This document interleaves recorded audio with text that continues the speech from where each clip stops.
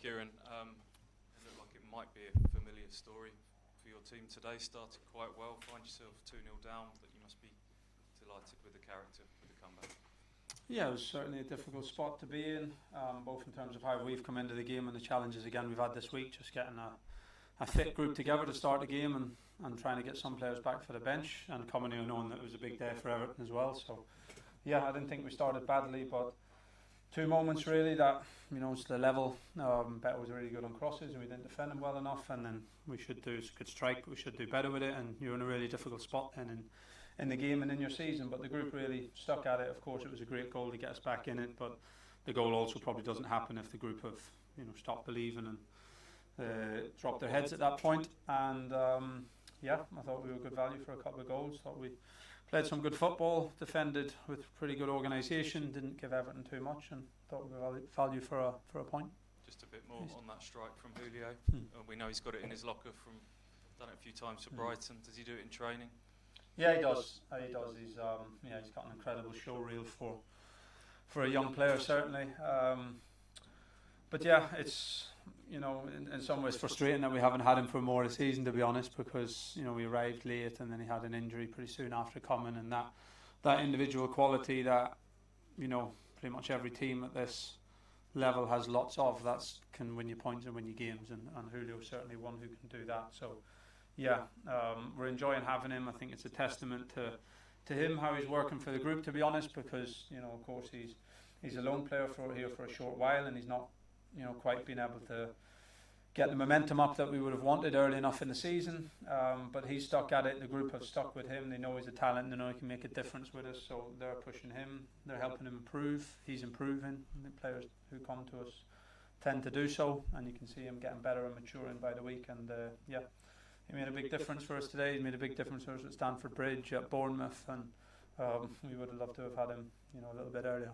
Subs make an impact today. That must be pleasing for you as well. Yeah. No, the bench is getting a little bit stronger than it has been in recent weeks. So it was nice to have Calvin sort of back available, and Omari back, which then enables you to have Jack or someone else on the bench. So yeah, we're still not anywhere near full strength, of course, but I think we'll get stronger over the next couple of weeks, and we know the bench can make a big difference at this level. So the three boys who came on, especially early, done really well and give us energy whenever we started to lack it, probably, and delighted for George with a goal.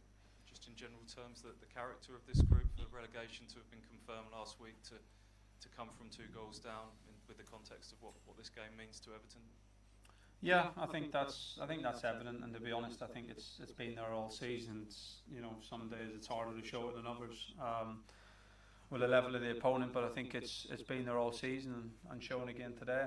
In a difficult circumstance, everyone stuck at it, even at the start of the second half. We started really well, but then there was a spell where we had to defend all together for 10 minutes with real discipline, and even at 2-1 down, everyone was prepared to do that, and you do that, you give yourself a chance to push on later in the game and get the goal back. So yeah, I don't think there's any question mark around that. It's how it has to be. The supporters deserve it, and that's what we have to keep on showing.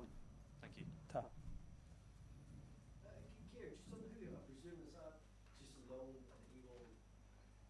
Julio will go back to Brighton when the season's over, or is there any option to keep him? No, look, it's a contractual thing, but there's no option to keep him. He's a big talent, and he's a Brighton player come the summer.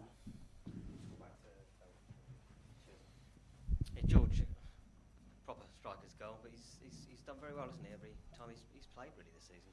Yeah, he has. It's another, I think, will be a frustration for us in the summer, because we've missed him this season a lot, to be honest, when he hasn't been available. And yeah, he makes a good impact off the bench when he's had his chances to start. He's done really well. He probably deserves to play more, but Liam's form has been very good. But I think he's developing really well. I think he's got a great chance. I think those profile of strikers, if you're saying taller, sort of maybe gangly in his early 20s strikers, they tend to, I think, develop a little bit later at times. And often you look at some of the ones who've gone on to do really well at 24, 25, they're certainly not where they are at 28, 29, 30. So yeah, I think he's got a good chance to keep developing, and he's maturing well, and a really good moment for him. You mentioned lots of late calls at your press conference the other day. How many were there, and who specifically?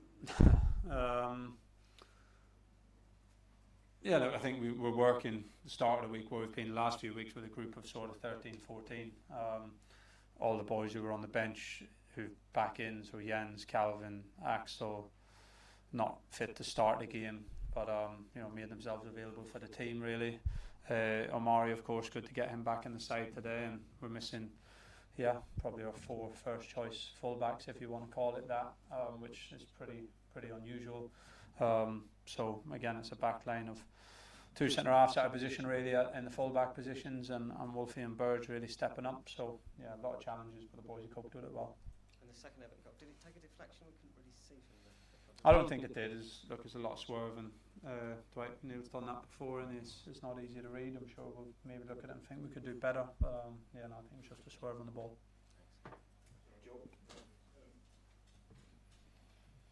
Yeah, no, just about Hurst as well.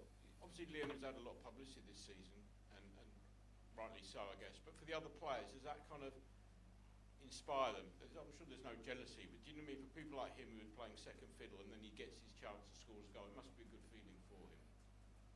Yeah, it will be. Look, everyone's pleased for each other in that group when anyone individually does well. So we know that Liam's goal tally's been good and his performances have been good and had plenty of notice. But George knows he can feel it day to day that he's getting better. He feels it, and we all see it in training. And he's managed to show it at Premier League level, and it's a big jump from where he was a couple of years ago.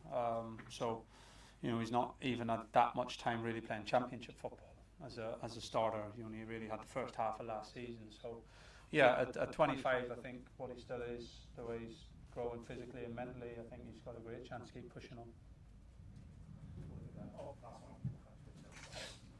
You mentioned Liam Delap there. He seems to enjoy the physical battle, engaging with the centre-backs, but there was that moment in the first half where obviously he got himself a yellow card, and then there was a foul straight afterwards. And then it felt like maybe he pulled out of a potential challenge just ahead of the Dwight McNeil goal. Do you think that this is something that you're going to have to maybe speak to him about, being able to pick your battles when it comes to that physical side of the game? No, Liam knows this. He likes to play on the edge, and it's a strength of his, so he knows he needs to manage it, and he's done it pretty well this year. Cheers.